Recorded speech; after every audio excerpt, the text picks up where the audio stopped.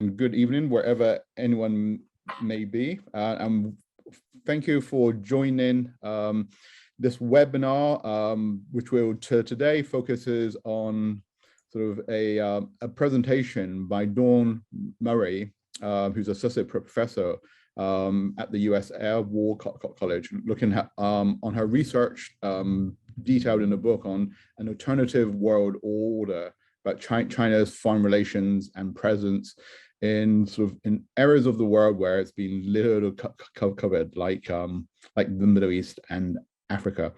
Before we turn to Dawn, I have to do my job as a second-hand car salesperson to give a couple of ads about to give a mention about GPS itself.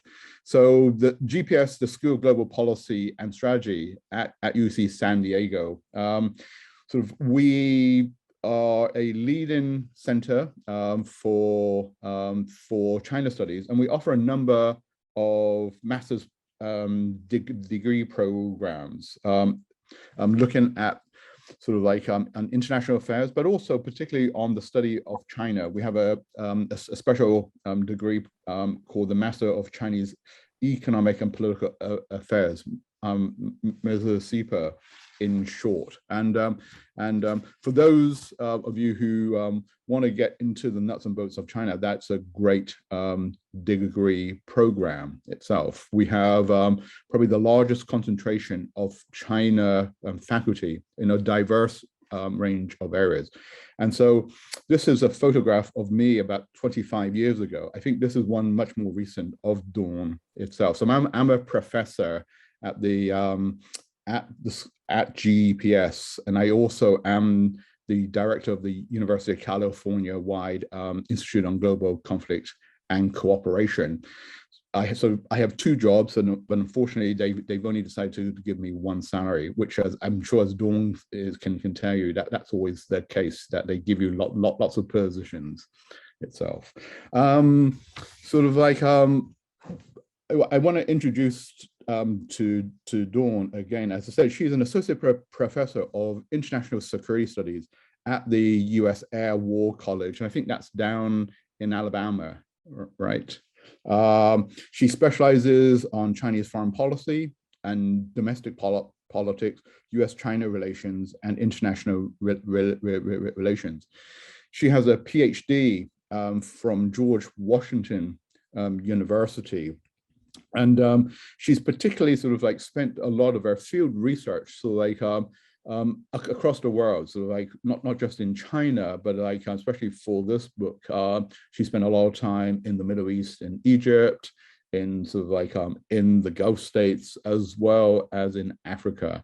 And I mean, it's like a sort of a defining sort of an important point of sort of good research is originality, and what Dawn covers provides a lot of like original perspectives that we'll look forward to hearing over the next 30 to 35 minutes. So over to you, Dawn. Great. Well, thank you so much, Ty, and thank you to the 21st Century China Center for inviting me to speak today. First, I do want to give a quick disclaimer that the comments I make today are my views only. They don't represent the Air War College, Department of Defense, or the US government. And my comments today are very much based on the book that just came out, China's Rise in the Global South, the Middle East, Africa, and Beijing's Alternative World Order.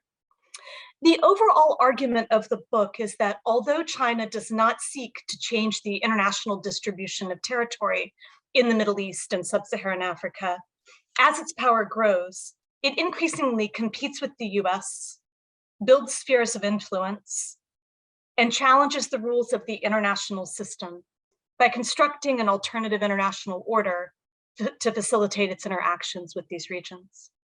China does not yet seek to replace the existing international order, but if the current order unravels, or if China is excluded from the international order, this alternative order could serve as the foundation of China's economic, political, and military relations with the Middle East, sub-Saharan Africa, as well as the rest of the developing world. The book seeks to answer a number of questions, including what are China's interests in the Middle East and sub-Saharan Africa? Is China competing or cooperating with the US in these regions? Is its behavior converging or diverging with the liberal international order? Is China building an alternative international order? And if it is, what are the characteristics of that order? How does China portray itself as a great power in these regions? And ultimately, what does China's behavior in these regions indicate about its rise globally? First, before I start into my more substantial comments, I want to make a few observations regarding terms.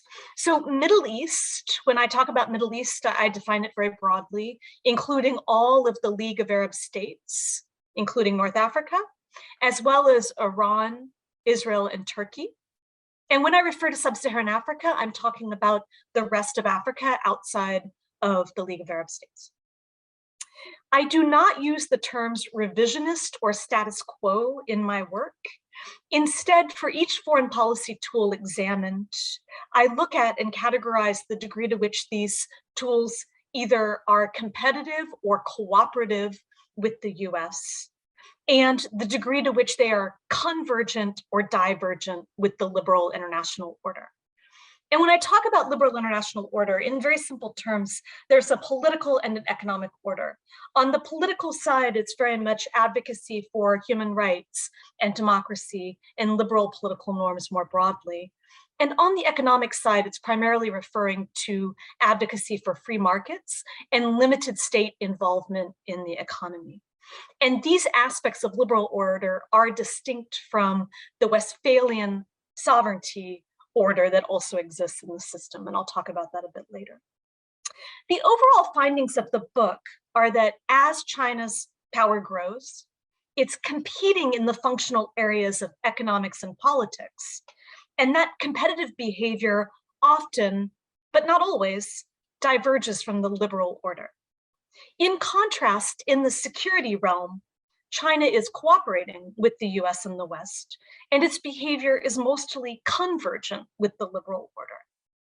And as China's perception of threat from the US increases, it amplifies its competitive and norm divergent behavior.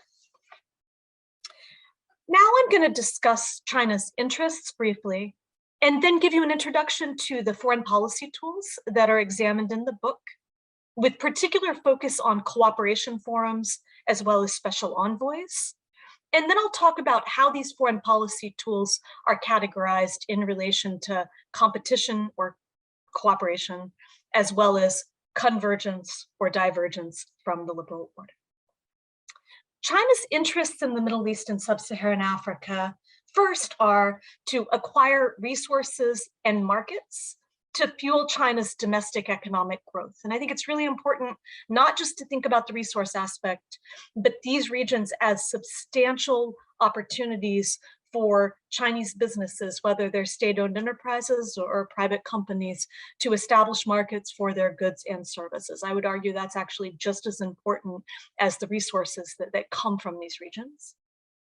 China also very much wants to foster support for itself in the international system from countries in these regions, in an era of either emerging multipolarity or bipolarity. We can talk about that during Q&A if you want, but regardless of whether it's multipolarity that's emerging or bipolarity, China wants the support of these 53 countries in Africa and the 20+ countries in the Middle East in various forums, whether that be intergovernmental organizations or more informal groupings of states in the international system.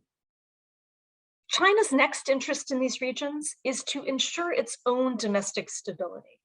And what I mean by this is primarily referring to the Middle East, and it's wanting from Middle Eastern countries, especially Muslim majority countries in the region, for them to be relatively silent regarding China's behavior in Xinjiang. Next, China wants to advocate for developing country causes in both of these regions. It also has a desire to safeguard its citizens and businesses abroad, which very much, especially since the early 2000s, have really been growing in numbers in both of these regions. And finally, China actually wants support from countries in these regions to protect its own territorial integrity and sovereignty from the US. So some issue areas that I'm referring to are it wants countries in these regions to support its stance on territorial claims in the South China Sea, or in regards to the jurisdiction of various arbitrations regarding those issues, or regarding Hong Kong and its behavior there, or regarding non-intervention more broadly in the international system. And this is really an interest that has emerged primarily from 2010 onward, as far as wanting states in these regions to support these various claims. Next, I'll shift to talk about China's foreign policy tools, its cooperation forums, special envoys, and then some of the bilateral economic, political, and military tools that it uses. It has two cooperation forums that cover these regions. One is the Forum on China-Africa Cooperation, that includes 53 states across Africa. So that's all of the 54 states on the African continent, minus Eswatini that continues to recognize Taiwan. That forum was established in 2000, and it meets at the ministerial level every 3 years. There's another cooperation forum called the China Arab States Cooperation Forum that was established in 2004, that includes the League of Arab States, all of the League of Arab States members. And it meets at the ministerial level every 2 years. There is some overlap between these two cooperation forums. The states in North Africa that are both members of the League of Arab States, as well as being on the African continent, belong to both forums. And these two cooperation forums are China's primary multilateral coordination mechanisms with the Middle East and Sub-Saharan Africa. They cover a broad range of functional issues. And one of the ways I like to put it is that pretty much any aspect of interactions between two states, between China and states in these regions are covered. Today, I'm going to talk about economic, political, foreign aid, and security relations.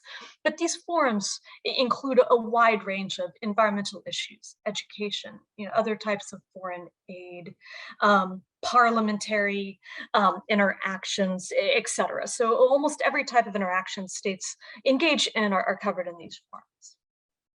The political norms underlying both of these forums are the 5 principles of peaceful coexistence. For those of you in this event that aren't as familiar with that, really the primary norms in this are sovereignty, non-intervention, and non-interference. So it's a very strict interpretation of Westphalian sovereignty. So that underlies both of these cooperation forums, as well as South-South cooperation. Another norm that's particularly relevant for the China Arab States Cooperation Forum is China's support for the Palestinians. This ties in with a very long history dating back to the Mao era of China having strong relations with the Palestinians. That has shifted over time. I'll talk about that a bit later. But one underlying norm is, although China has very strong bilateral relations with Israel, and it has since 1992, states within the League of Arab States very much want China to help contribute to the Middle East peace process and to support Palestinian causes. The flip side of that is that China wants support from Arab states for its behavior in Xinjiang. So that, again, is unique to the China Arab States Cooperation Forum in certain ways compared to FOCAC, the Forum on China-Africa Cooperation. In the realm of economics, the norms underlying both of these cooperation forums are a heavy state involvement in the economy, whether that be trade, investment, infrastructure, etc. Foreign aid is another very important component of these forums, and I think many people on the line would be very familiar with the fact that as far as political conditionality, China's foreign aid is limited to obviously recognition of the PRC, but there's not other political conditionality related to good governance and other domestic politics issues, even though there often are economic conditionalities around using Chinese firms for a number of these projects. But foreign aid is another important area of cooperation. And then finally, security cooperation in these forums is not the primary focus, but there are many elements of advocacy for peacekeeping, nuclear-free zones, and a need for counterterrorism operations and counterterrorism cooperation more broadly with both of these regions. One thing I want to say about the cooperation forums before I move on is to compare these two to the Shanghai Cooperation Organization. Many of you may be familiar. The Shanghai Cooperation Organization was established in 2001. It includes China, Russia, as well as Central Asian states. And over time, now also includes India, Pakistan, and Iran is also pursuing formal membership. The difference between the Forum on China-Africa Cooperation and the China-Arab States Cooperation Forum and this Shanghai Cooperation Organization would be the primary focus of the SCO started with security cooperation, and over time, economic and political elements became more relevant, where the other cooperation forums, just like those cooperation organizations around the world that China has established, they primarily focus on economic and political relations, with security taking a less prominent role. The SCO meets every year, and there are some more formalized aspects, but I do think it's important to note some of the similarities and differences in these cooperation organizations. Next, I want to discuss China's special envoys. It establishes special envoys to contribute to peace and security in these regions and to address hotspot issues. Its first special envoy in these regions was established in 2002, and it is to deal with what they call Middle East issues. And so the purpose of this envoy was to contribute, and is to contribute, to the Middle East peace process. Again, this very much ties in with the much longer history of China supporting the Palestinians, but in more contemporary times, in a post-Cold War environment, China wanting to help contribute to Middle East peace, both because Arab states very much want China's involvement as what they perceive to be a balanced actor on this issue, but also China wants to be perceived as a responsible stakeholder and trying to address a potential point of conflict in the region. And I would be happy to talk about any of these, in more detail in Q&A, but I'm covering the Middle East one fairly quickly because I'm assuming many viewers are familiar with the Middle East peace process broadly. The next special envoy that China established was in 2007, and it is the special envoy for Africa issues. Originally, it was established to help contribute to resolution of the situation in Darfur, and over time it evolved. After Darfur became less of an issue, it was more involved in dealing with peace between South Sudan and Sudan more broadly. And so it has occurred since 2007. The next special envoy that I examine is the special envoy for Syria. And I will say a bit more about this because I think most viewers are probably not as familiar with the special envoy. It was established in 2016.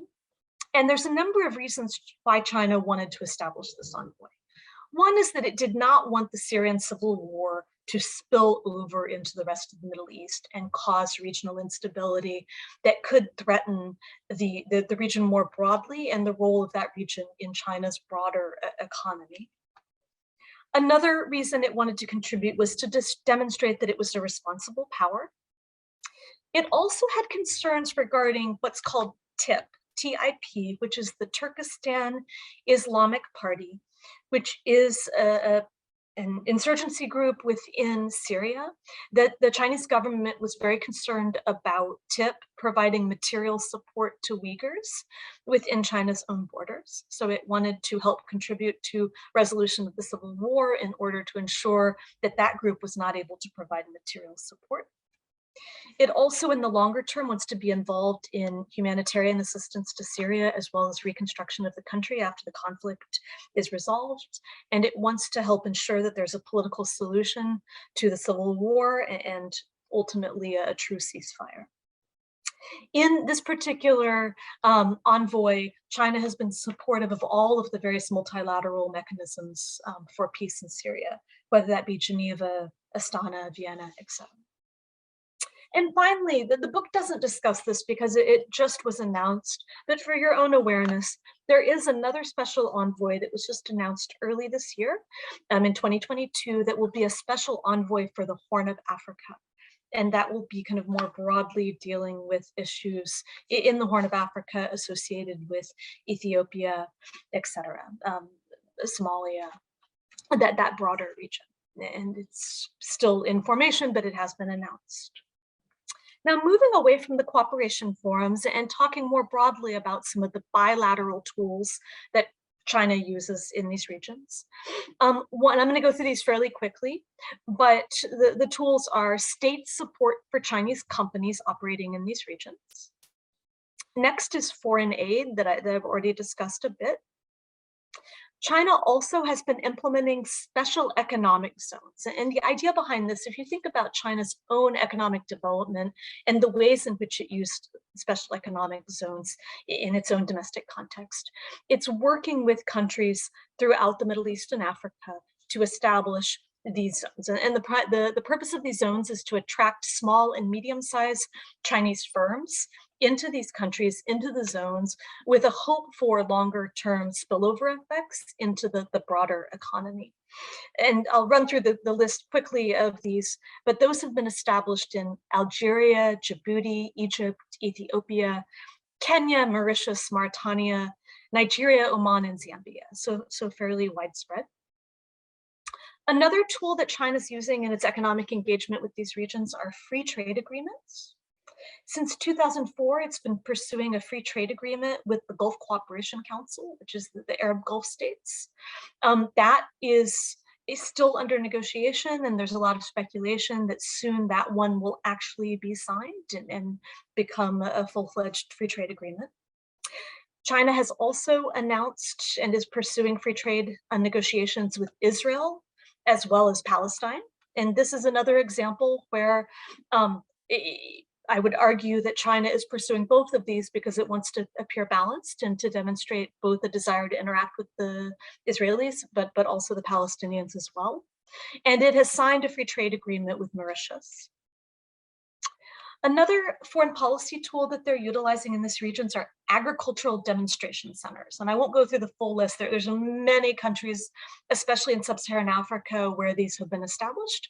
The purpose of these demonstration centers are to set up a facility where agricultural businesses from China come in and work with the local population on various crops and technology associated with that. So for example, one may be focused on maize, another may be on various types of rice, another could be fisheries, another could be another agricultural product. So the purpose of this is to help increase the ability of these countries to provide for their own food security. And also to give Chinese agricultural businesses, often at the provincial level, an opportunity to enter into these markets. Shifting gears into the political realm, I look at two foreign policy tools, or two aspects of relations. So one is UN Security Council voting. And what I look at there is where US and Chinese voting on UN Security Council issues, where they have differed in the post-Cold War environment. And there's really two primary areas where you have differences in votes. One is around issues of sovereignty, in particular around sanctions. China has a very well-established and long historical concern about sanctions, and increasingly it has vetoed various sanctions in the UN Security Council. So that is one difference. Another difference is around the Palestinian-Israeli conflict, where you potentially could have the US vote yes for a resolution where China vetoes it, or vice versa, but this is the other area of difference. The other aspect of political relations that I look at on a bilateral basis are strategic partnerships. And it's a very long list, so I'm not going to go through all of these. But in the Middle East, almost every major state in the Middle East has established a strategic partnership with China. For example, Iran, Egypt, Saudi, UAE, Qatar, Turkey, etc., Iraq, etc. The exception to that would be Israel, and I would argue that part of why China has not pursued a strategic partnership with Israel, again, would be due to some of the more historical sensitivities of Arab states, and China not, although it has very strong economic and political relations with Israel, not necessarily pursuing a strategic partnership at this time, but it does have strategic partnerships with the vast majority of other countries. And actually, if you think about the reporting that occurred, it was last year, obviously, as well as this year, about the strategic partnership with Iran, that was very much highlighted in the media. The strategic partnership with other countries in the regions are very similar, right? They emphasize the political, economic, security, etc., ways in which these countries are engaging. These are not alliances, they are not treaties, they are not, formal mechanisms in that way. But I do think that they are a significant indication of China's interests in having positive relations with countries in these regions. There are also a number in sub-Saharan Africa that have been established. And I do think it's notable to highlight that since Xi Jinping came into power and since Belt and Road was announced, you've had a real proliferation of these strategic partnerships, very much coinciding with that. Next, on the military front, there's a number of foreign policy tools I examine. One is UN peacekeeping operations. And again, I'm not going to go through the full list of these, but China's been involved in a very broad range of peacekeeping operations in the Middle East and Africa, whether that be Syria or Lebanon or Mali, etc. In the realm of conventional arms sales, China's conventional arms sales to these regions actually have been very low in the whole post-Cold War era. The only exception to that was during the Iran-Iraq War. China was selling conventional arms to both sides of that conflict, and you've got a major uptick. But otherwise, from 1991 forward, the numbers have been very low. Another aspect of military engagement has been anti-piracy. China has been engaged in multilateral anti-piracy activities off the Gulf of Aden since 2008. And finally, in 2017, China opened its first declared foreign military base in Djibouti. I word it in that way because much of the behavior in the South China Sea and some of the buildup on features in the South China Sea are very base-like, right? But before Djibouti, China had a very explicit no foreign basing policy, and Djibouti was its first formal overseas base that had been announced and implemented. The book also looks at Belt and Road. I'm not going to talk about this, but I really think it's important to think about all these foreign policy tools that I just described as very much being part of Belt and Road more broadly. So now I want to make a few comments. Now that I've gone through the foreign policy tools, I want to give you an idea of how these tools group in relation to competition or cooperation with the US and convergence or divergence with the liberal order. So the first category of tools would be those that are competitive with the US and diverge from the liberal order. So those that fit into that category, in the cooperation forums, the political norm of 5 principles of peaceful coexistence and a very strict interpretation of Westphalian sovereignty is very much in tension with the liberal order. So that falls into that category, as well as broader sovereignty cooperation, especially with Arab states, again, in tension with the liberal order. On the economic front, in the cooperation forums, the areas that diverge from the liberal order and are competitive would be China's state financing for both investment as well as foreign aid and infrastructure, etc. Foreign aid that I discussed earlier under these cooperation forums also is competitive and diverges from the liberal order, especially in relation to conditionality associated with good governance.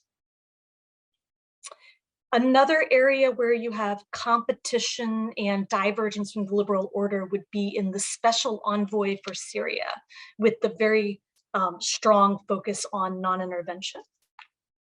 And then more broadly, in the bilateral tools, China's government support for Chinese companies, as well as UN Security Council voting regarding sovereignty issues that I mentioned, right? So that's what fits into the category of competitive and norm divergent. And then there's another category that I just call norm neutral, because there's really not relevant norms of the liberal international order that some of the foreign policy tools, would fall into. So the ones that I put into that category as competitive but norm neutral are the special economic zones, the agricultural demonstration centers, strategic partnerships, as well as the base in Djibouti. The next category of behavior that I categorize would be foreign policy tools that are competitive with the US, but converge rather than diverge from the liberal order. So in the cooperation forums, on the political side, the behavior that falls into this category would be South-South cooperation. I see this very much as fitting into a much broader advocacy for development and for a voice for all states in the international system, equality of states, more broadly in the liberal order. So that falls into that category, as well as China's support for the Palestinians, in that China is advocating for the use of multilateral mechanisms, in particular the United Nations, to resolve the Arab-Israeli, the Palestinian-Israeli conflict more broadly. So that falls into the convergence category. On the economic front, in the cooperation forums, there's a number of ways in which China's behavior actually converges with the order. One is in its trade with the least developed countries. And what this is China provides tariff-free trade for the poorest countries, especially in Africa. And that is very much in alignment with broader support in the liberal order for that type of relief for poorer countries. So that falls into the category. China's pursuit of free trade agreements also is very much convergent with the liberal order. The World Trade Organization specifically allows for regional free trade agreements. And so I see this as very much supportive of the liberal order. Also, China's use of multilateral development finance as in contrast to its unilateral financing that often is done in a way that's divergent from the liberal order, China's promotion of the Asian Infrastructure Investment Bank, or its cooperation with the World Bank, or with other multilateral financing mechanisms in order to promote economic activity in these regions, I put very squarely in an area that is supportive of the liberal order. Another aspect of China's behavior that is competitive but still supportive of the liberal order would be its special envoy on the Middle East. So again, because this special envoy is advocating for the use of multilateral mechanisms, in particular through the UN, to resolve this conflict. Its special envoy for Syria and the focus on multilateral mechanisms, again, also would fall into this convergent category, as well as its voting in the UN Security Council on the Palestinians, again, for the same reason. And as I said before, free trade agreements. So that's where you've got convergence of the liberal order, but still competitive behavior. In contrast, in the security realm, so most of what I just talked about was in the political and the economic realm, but in the security realm, you have a number of tools that fall into the cooperative with the US and the West and convergent with the liberal order. So those that fall there would be security cooperation broadly defined in the cooperation forums, China's special envoy for Africa that was very involved with cooperating with Western states with multilateral mechanisms to resolve that conflict. China's UN peacekeeping operations more broadly falls into this category. Its support for multilateral anti-piracy initiatives are convergent with the liberal order and cooperative. And finally, its conventional arms sales being very low is very much in alignment with a non-proliferation of small arms and those aspects of the order. So in summary on that point, you see some pretty significant differences by functional area. In the economic, political, and foreign aid realm, you've got primarily competitive behavior. Some of it diverges with the liberal order, some of it converges. But in the security realm, the vast majority of China's behavior in these regions is cooperative and convergent with the liberal order. I'm going to shift gears very briefly to talk about how, with all of these tools, China differentiates itself as a great power in the Middle East and Sub-Saharan Africa. It presents itself as a defender of sovereignty, a champion of development and South-South cooperation, a promoter of connectivity, a great power that wants to leverage international multilateral institutions. It presents itself as a balanced actor that has good relations with all countries in these regions that can contribute to peace and stability. And it often emphasizes, especially in Sub-Saharan Africa, its lack of a colonial history. So in conclusion, I've tried to give you an introduction of China's interests, foreign policy tools, the ways in which those tools are used to compete or cooperate, the way those tools either converge or diverge with the liberal order. I've also tried to give you an understanding of some aspects of the order that China is building and how it portrays itself.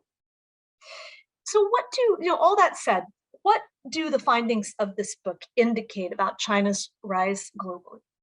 So first of all, China is not maximizing power, but it's also not entirely socializing into the liberal international order. Its behavior varies fairly widely across functional areas. As I've said before, it's competing with economic, political, and foreign aid tools, sometimes inside the liberal order, sometimes outside, but it's cooperating on security issues, and it's converging with the liberal order in that area. It's building significant multilateral mechanisms, especially the cooperation forums, to facilitate its interactions with these regions. And China's behavior in much of the global South is very similar to what you see in the Middle East and Sub-Saharan Africa. So to finally restate the argument of the book more broadly, it's that although China does not seek to change the international distribution of territory in the Middle East and Sub-Saharan Africa, as its power grows, it competes with the US, builds spheres of influence, and challenges the rules of the international system by constructing an international order to facilitate its interactions with these regions. Although China does not yet seek to replace the existing international order, if the current order unravels or excludes China, this alternate order could serve as the foundation of China's economic, political, foreign aid, and security relations with the Middle East, Sub-Saharan Africa, and much of the rest of the developing world. So thank you very much for your time. I look forward to your questions. Great. Thank you very much, Dawn, for sort of a very clear, articulate, and well-organized presentation. We're sort of at 1:38, so we have 22 minutes for Q&A. So to everyone who's been listening, we've begun to get some 1 or 2 questions in the chat function, but I would sort of if you can put your questions in the Q&A, and then we'll be able to sort of take a look and then sort of pass those questions on to Dawn. I also wanted to point out that this presentation is being recorded. Dawn, so I'll have a couple of questions to start off with itself, sort of based on what you said. First of all, you said that sort of China is not yet sort of challenging the international liberal order, but it might do so if things unravel, if the challenge between China becomes more significant. I mean, given what's been going on in the last few years, especially the US-China sort of great power competition intensifying, and what we're also seeing now with Russia, Ukraine, is there a question? Has that moment arrived? Especially as we've seen under Xi Jinping, under the regime Xi Jinping, there's been a lot more efforts for China to push its own interest, whether it's in the Asia Pacific region or around the world. A second question is and which is which is great, but it's counterintuitive that in the security realm, China has been sort of cooperative, so like both in terms of like with sort of like with the US and the West, but also in terms of sort of like of the liberal order itself. I mean, and you offer the examples where it's peacekeeping, counter-piracy, etc., and arms sales, whereas sort of like most other studies of China's sort of external security posture, especially in the Asia Pacific, shows that it's increasingly competitive, increasingly almost conflictual, whether it's like in the South China Sea or East China Sea or elsewhere. I mean, it's like can you see this situation sort of like continuing to exist, where it's like in your book, it's cooperation, security cooperation in the Middle East and in Africa, or are we beginning to see that already shift itself? I mean, there's all these reports that I read, it's like, I mean, about bases, right? That the US is increasingly concerned that China's looking at bases, especially in West Africa, where it's like it's trying to sort of like developing key capabilities that are some military and security capabilities that are sort of increasingly competitive, etc. And one last sort of final question before I sort of switch it.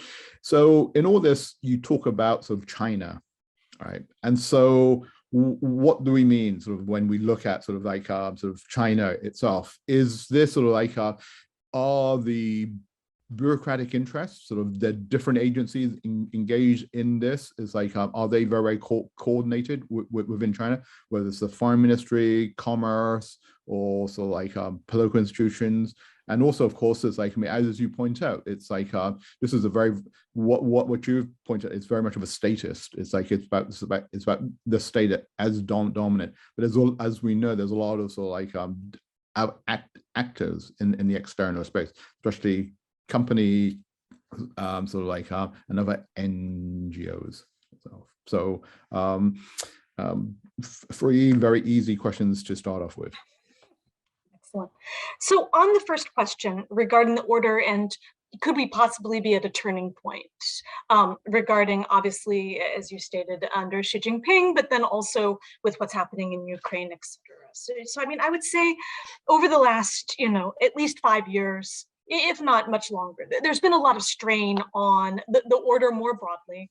And I think China's behavior to date very much demonstrates much more of a comfort level with economic elements of the order as opposed to political. And so I think those examples that you brought up, often it's the political side of the equation that China's uncomfortable with, and that really has been increasing. And as Sino-American relations are deteriorating, and as that competitive dynamic increases, I think the liberal order is becoming more and more strained.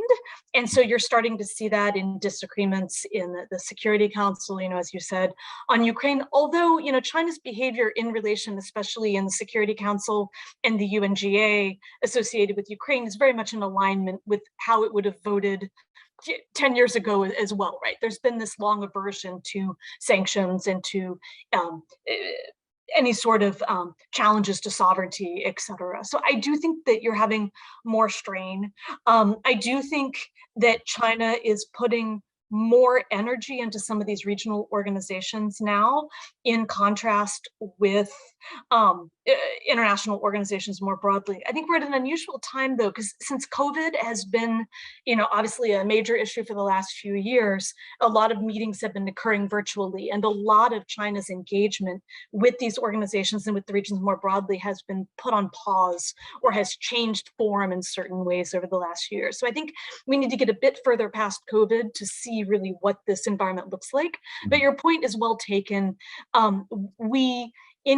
I increasingly am seeing, China's discomfort with the political order, especially as we see issues associated with Xinjiang. And to your point, China's becoming much more assertive. If you think about the dueling letters in the UN associated with Xinjiang, where the West came out with a letter criticizing China, and China several days later came out with a letter praising itself for its human rights situation, with many of the countries in these regions signing on, right? So that's a more assertive way to try to challenge, some of these aspects of the order. On the security versus political and economic, so on one hand, I think you're absolutely correct that there's a lot more concern being expressed regarding basing, right? Whether that could be in West Africa, or if you look at the most recent report from the Department of Defense to Congress about China, the annual report, there's 20 plus countries that there's a concern regarding potential basing. So based on my own research and my own observations, I think that China is still hesitant, for all the reasons that it previously was hesitant, to want to establish, foreign basing, not wanting to get pulled into various conflicts, not necessarily wanting to have that global military footprint, et cetera. But as its economic interests increase and its desire to protect its citizens and to protect the sea lines of communication, et cetera, you could see more basing. But I think that often the concerns regarding basing are much more substantial than the actual behavior that we're seeing, right?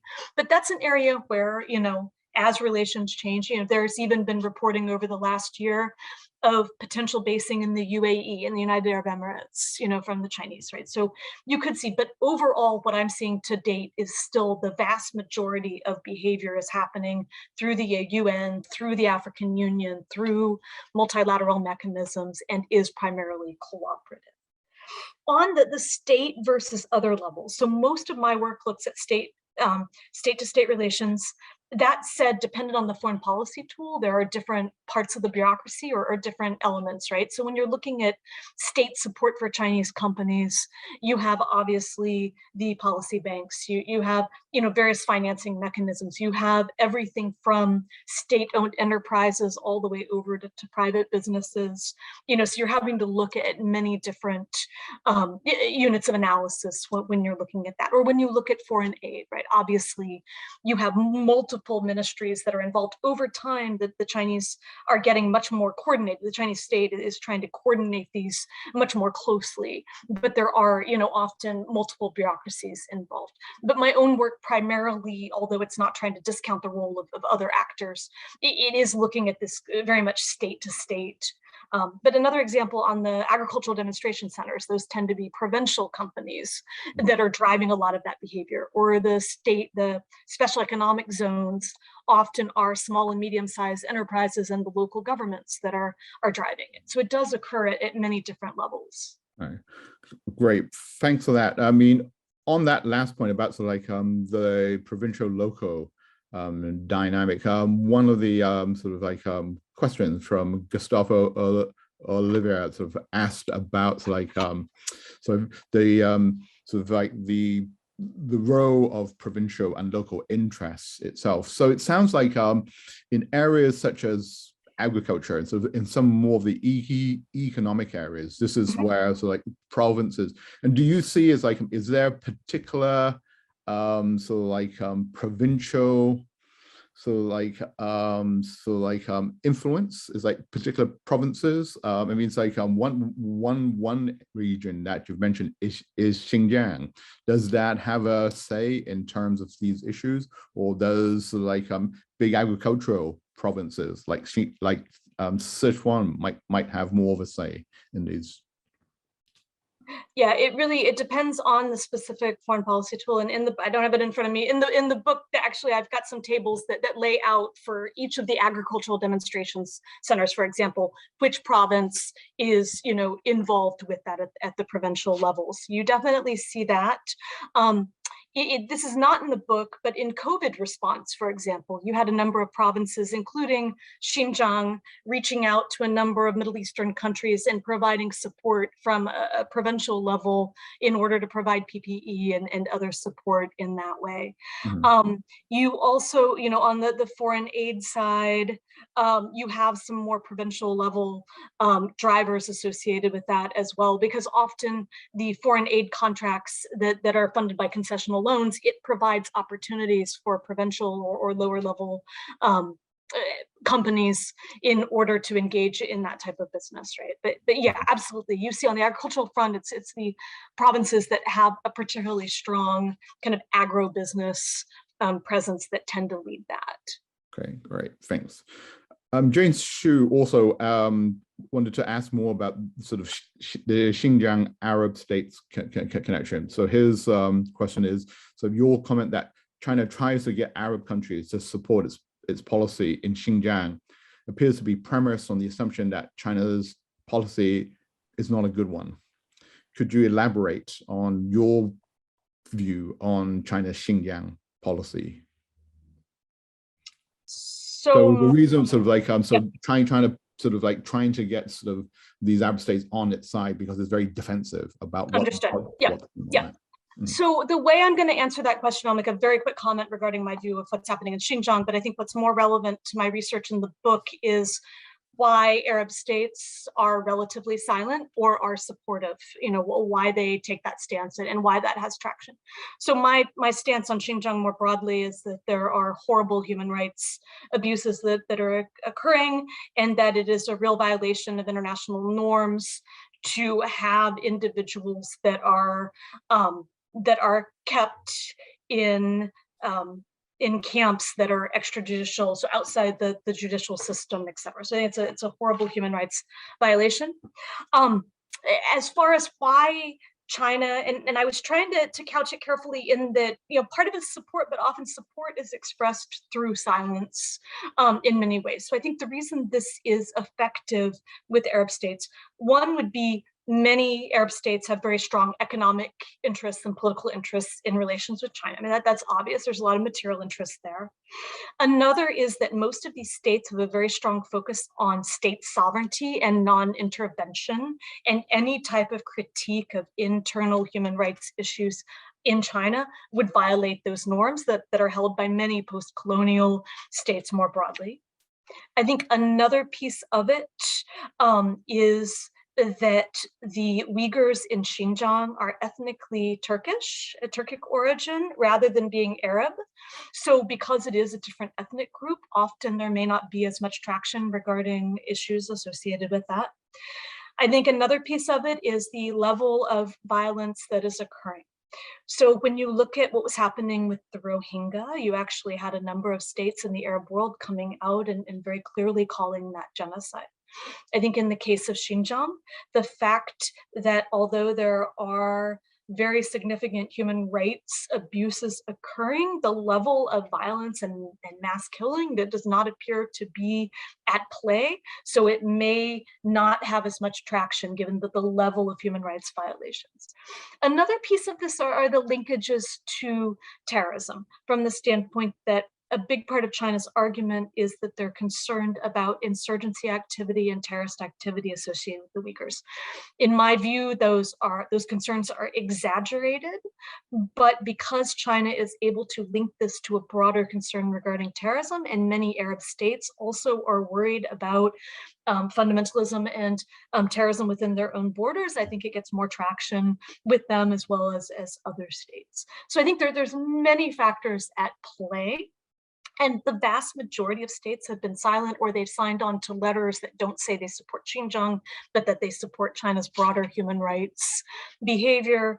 You have had, Saudi Arabia actually came out with some comments a few years ago that indicated China's support for China's sovereignty and its right to manage affairs within its own borders. But those would be the reasons why I think this has traction. Great, thanks for that. We have about about 3 or 4 more questions. We have about 7 minutes. I'll ask. Hopefully, we can get through most of them. So when you began your presentation, you gave your framework that you look on competition and cooperation, and you don't look at it from what most IR people look at it in terms of revisionism or status quo. And so the question from Zhao Wenshan is, do you think China is being viewed erroneously as a total revisionist by Washington, D.C.? If yes, what policy advice would you give to the policymakers in Washington, D.C. to revise its China policy? So one of the reasons I don't use the term revisionist is I actually think it's not very helpful from an analytical standpoint, in that on many of these norms, who is the revisionist and revisionist to what, right? So whether this be an issue of sovereignty, responsibility to protect, etc. I think having a broad brush approach of everything China is doing is revisionist or is diverging from the liberal order is not a nuanced enough understanding, which is why I go to the next level and try to look foreign policy tool by foreign policy tool. So my advice from a foreign policy standpoint is that we need to have a very deep understanding of China's behavior in international organizations across functional areas, understand how it's converging or diverging, where it's cooperating, competing, so that both we can understand that behavior, but also there may be opportunities for cooperation, right? There could be ways in which if the US has a strong interest in maintaining the liberal order and China is behaving in a way that reinforces it, we need to be aware of that and potentially to acknowledge that and to engage with China on those terms. Right. So and another question this time by Jay Wilson, sort of like so you've been focused on the Middle East and Africa. So the question that Jay Wilson sort of asks is like, I mean, so how does this sort of apply to other regions, right? And his particular question is, what are your thoughts on China's intentions with their developing relationship with the Solomon Islands itself? Especially, I presume this about the recent sort of like sort of treaty that they managed to sign. Okay, so how does this apply to the rest of the world? So for example, the cooperation forums, I talked about the ones in these regions, but China over the last 2 decades has been establishing very similar cooperation forums with Caribbean states, with Eastern European states, with Portuguese speaking states, with much of the developing world, are very similar mechanisms. And you look at the same foreign policy tools that I've discussed, and this tends to be outside of China's own periphery, territorial periphery. This is how it's been engaging more broadly, right? So I think there's a lot of applicability to other regions. On the Solomon Islands in particular, I don't look at that incredibly closely. The things that did stand out to me in the reporting that I read about it was that if the reporting is accurate regarding China potentially providing support to ensure domestic stability in the Solomon Islands, that would be a deviation from the behavior that I have observed in the Middle East and Africa. So that would be different from the utilization of multilateral mechanisms that I'm describing in my work. But again, I don't look at the Solomon Islands closely, so I don't want to speak that much more on that issue. Okay. Right. So we have 3 minutes, and if I have like a couple of last sort of questions. One is by Kenneth Tingley, who sort of asks like, is sort of the Chinese behavior, especially its bellicose and expansionist behavior, do you see that sort of the West, the US, is actually sort of like sort of pushing China, egging China on to behave in such a manner, so it's being pulled in this direction by the US or China? Or do you think it's much more sort of being generated domestically within China, or it's a bit of both? Okay, so I would say the vast majority of China's assertive behavior tends to be on its borders and around kind of its territorial periphery, right? And I try to highlight in my work that I do think its behavior in these other regions is quite different in various ways that I've already described. As far as is it a back and forth with the US and China, or is it domestic? I think it's both. Obviously I won't speak to all the domestic issues, but there's a lot occurring. But as far as the back and forth, one thing I see in my own research is looking even at Belt and Road. If you think about the original, Wang Jisi writing about kind of a go west approach in 2012, and then 2013, the land and maritime routes were announced, and then Belt and Road, etc. I definitely see in my own work that as the competitive dynamic is increasing more broadly between the US and China, the competitive aspects of Belt and Road are also taking shape in various ways. So I do absolutely think that there is a back and forth, and the souring of Sino-American relations recently are contributing to assertiveness on both sides of the issue. So there's many different variables. Great. And finally, the last minute, so the last question. This is by Fang Yan. So the question is sort of, I'm curious to know more about your discussion of the special economic zones, etc.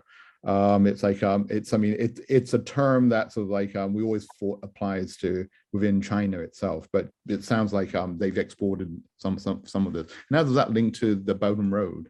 Yep. So as far as, so in very basic terms, I know we've got about a minute left, that the SEZs, essentially, it's very similar to in China, if you think about the industrial parks in particular that are established, right? The Chinese government, the local government applies, gets a grant, and so the Chinese government will provide money for the original facilities and helps to attract some small and medium-sized enterprises in, and then you hopefully would have spillover effects. So it's very similar to the early special economic zones or industrial zones in China. As far as, Belt and Road, I would consider all of the foreign policy tools I described today as falling under Belt and Road. I see Belt and Road in a very broad, connectivity way, and increasingly official Chinese government documents put the cooperation forums under Belt and Road. And so I see this all holistically as being part of Belt and Road broadly defined. Mm-hmm. Great. Well, thank you very much, Dawn. It's, I mean, we've only had an hour, but you've packed so much into these sort of like your presentation and in your answers. So it's been it's been great. And it's like, I recommend everyone to get the book. It's China's Rise in the Global South itself. I have to emphasize that Dawn didn't choose the price of it, which is a little on the steep side, but it's it's well worth it itself. And so like a round of virtual applause to Dawn.